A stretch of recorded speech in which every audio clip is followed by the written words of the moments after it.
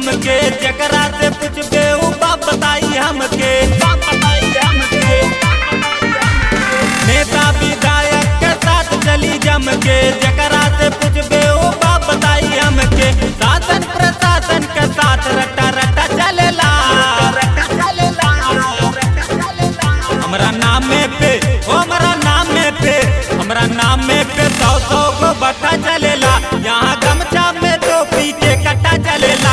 हमरा नामे पे 100 गो बट्टा चलेला। यहाँ गमछा में टोपी के कट्टा चलेला।